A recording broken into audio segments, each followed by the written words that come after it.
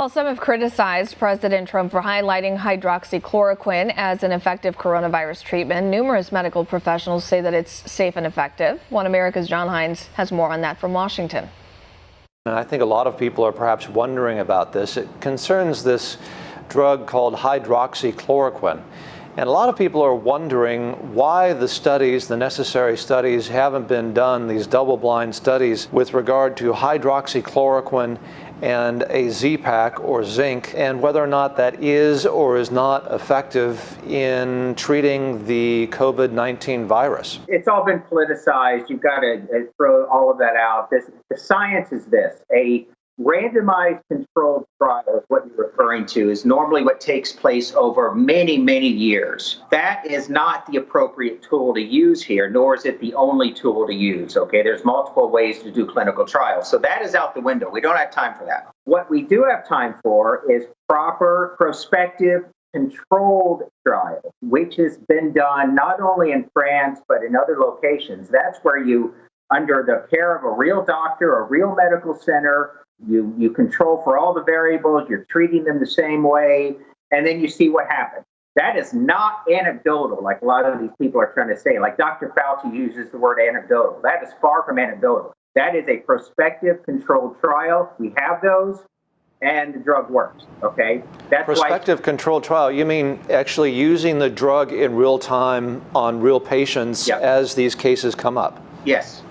The word anecdotal implies a case study. A doctor sees 2 or 3 interesting things, writes them up in what you call a case study. That's one doctor's anecdote. That is not what we have here. So we have as good as data as you can have. What you're saying is, particularly with hydroxychloroquine then, there are a number of potential treatments produced by drug companies and so forth that actually do get out into the marketplace to use for treatment that haven't necessarily been through the traditional FDA approval process, which seems to mean that perhaps Dr. Fauci is being a little pessimistic in his estimate. Is that kind of what you're saying?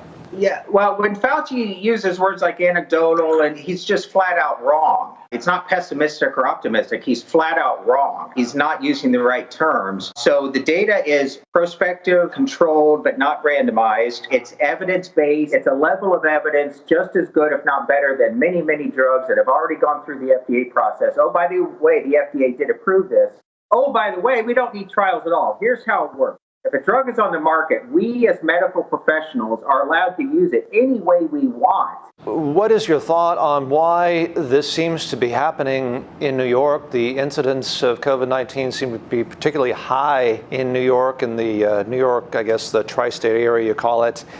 Does this have anything to do with the lack of usage of hydroxychloroquine in New York, and talk about why that could be? Yes, it does. I have an exclusive for you. I got on the cell phone Saturday night the CEO of one of the hospitals treating the most patients in Queens. I'm not going to give you his name because it wasn't an interview per se.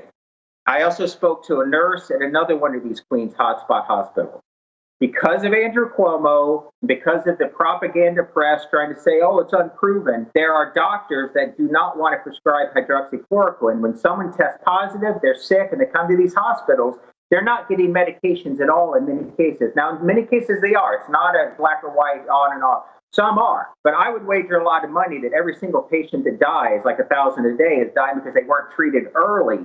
The only way you prevent this disease from killing you is if you treat it early with medications or convalescent plasma or remdesivir from Gilead or hydroxychloroquine, and you stop it early, because if you wait 2 weeks or a week like Boris Johnson, then the cytokine storm kicks in and it destroys your lungs, and ventilators won't help you. Ventilators are a red herring. Ventilators, I don't give a hoot about. They're too late, okay?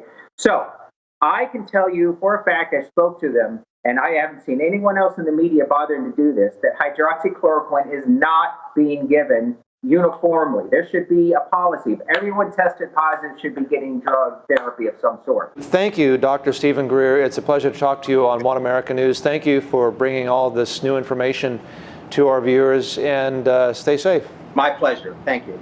Want to see more videos like this? Click on the link below and subscribe to One America News on YouTube. and call your cable provider and kindly demand that One American News is added to your lineup.